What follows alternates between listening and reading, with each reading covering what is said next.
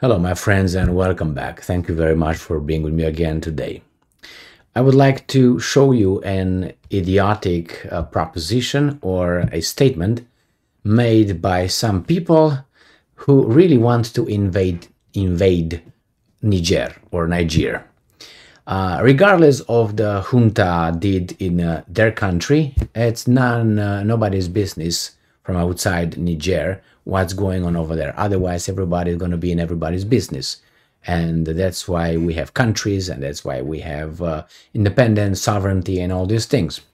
But somehow, some countries are itching to bring back the, how do you call it, Niger into uranium depleted country of France and US's sphere of influence. So what happened here? I'm going to read for you a title of an article and the first paragraph, and then I will show you how idiotic that statement is. And it reminds me of times when I used to be a little bit younger and dealt with some bad dudes. So let's see what's going on here. So this article comes from Associated Press. Niger junta's 3-year transition plan is a provocation, says West African Regional Bloc. So the fact that Niger junta, the guy in charge in their country, through a coup, like the Maidan coup, right, in 2014 in Ukraine, is considered a provocation because this guy said, well, we're going to give about 3 years and there's going to be a transition and back to democracy and all that. And these guys who are outsiders say it's a provocation. So how do you react to a provocation? Defend yourself. How do you defend yourself? However you want, it seems like. So the West African bloc, ECOWAS, rejected the proposal of Niger's mutinous soldiers for a 3-year transition to democratic rule, with a commissioner describing the slow timeline as a provocation. Now, I don't know this commissioner, what kind of he has to get that to describe it as a provocation, but it's not the point. The point is he wants to call it a provocation because they are the ones attacked. ECOWAS, the West African Union, whatever that is not a, is it? What's the, let's get the correct name of that, right? A West African Regional Bloc. They actually want a provocation, so they will need a reason to punch Niger in the face and restore democracy and freedom, like they restored, or NATO or European Union restored Viktor Yanukovych, after he was deposed through that bloody coup in 2014. There's the same way. But hey, those guys love democracy. I'm talking about NATO and the European country and the Western countries, and the Americans love democracy more than the West African whatever bloc. So let me tell you the story when I hear this, how this sounds to me. When I was younger, you had certain people who want to kick your ass. Why? Because they could. So they were thugs. And that's the way they... this is what they applied in order to fulfill that thing. They could simply come and attack you if they wanted, but they wanted to somehow show everybody that they have a reason to punch you or attack you because you threatened them somehow or you provoked them. And the thing was this: hey, what are you looking at like that? You have a problem with me? And your answer could be any answer, or the best answers could be, yes, I want to punch you in the face right now. Why don't you come over here before I walk to you? That would be the best answer, because you're going to get in a fight anyway. So instead of just being smacked, you go and get smacked and smack back, okay? Or scare the bully. So they were finding a reason. They were provoked by you somehow. What are you looking at? Did you look at my girlfriend? You have a problem with me? Something like this. Did you say anything? I thought you said something. What did you say to them? And they would look for your reaction. And if your reaction was a defensive one, they won.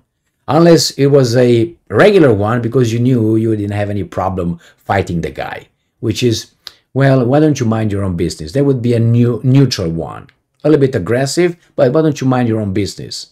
Oh, what, me? What are you? And they will come towards you. That happened to me a few times, but hey, I applied this, the first option. Why don't you come over here? Because if I come over there, I'm gonna fuck you up. All right? Or it depends how many there were, it depends on the circumstances. You mind your own mouth. But you have to somehow avoid or just take it straight. You know, at least next time when they see you, they will not attack you again because they will get punched in the face as well. So the same here. These guys, they consider it a provocation. Whatever the junta said, regardless if this is the West African, whatever bloc's business, they made it their business to look at you and say, hey, you looked at me.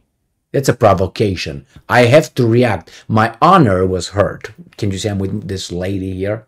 All right. So basically this was going on over here. And how will they react? Because if you're provoked, the provocation, they have to react. They have to defend themselves.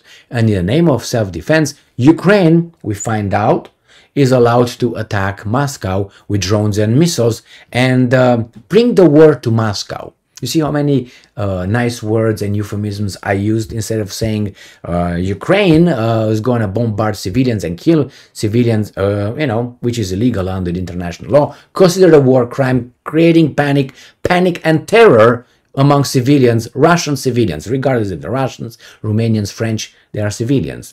But hey, and they will not attack, they will bombard the shit out of it, okay? This is the plain language versus they are going to bring the right of self-defense, they were attacked, and they could just bring war to Moscow with, you know, so the people in Moscow see how war is.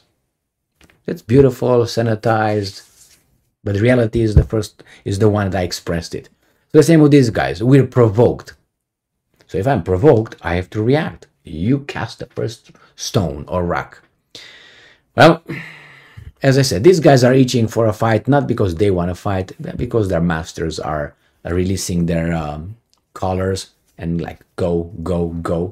And they will be doing the same thing because they don't like to fight their wars. They like to fight with someone else's lives. Like in Ukraine, those guys, which I think is NATO and the United States in particular, not the United States, the country, people that use the United States power, military power and political power and economic power to secure the world for themselves and have their money going wherever they want with special treatment. That's the whole point. They don't like competition. When they compete, they impose sanctions and or embargoes, and they kill you economically. Which they kill you economically, they will kill you in reality because they will, you know, your livelihood will be threatened, and then you have to react because that's a provocation. But no, you can't react. Only the big guy can react, not the small guy, you know. In this case, you know, NATO will react and will help Ukraine hit Moscow. All right, because Ukraine is the little guy here. Yep. Unfortunately, the Ukrainian nation is decimated and killed like the Russians for other people's money, interest, and domination and power. All right.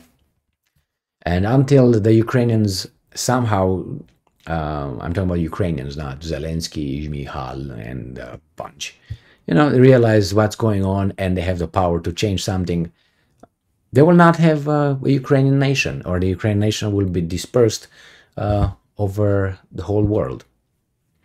Thank you very much for being with me again today. Stay strong, stay smart, look for the truth, and be just.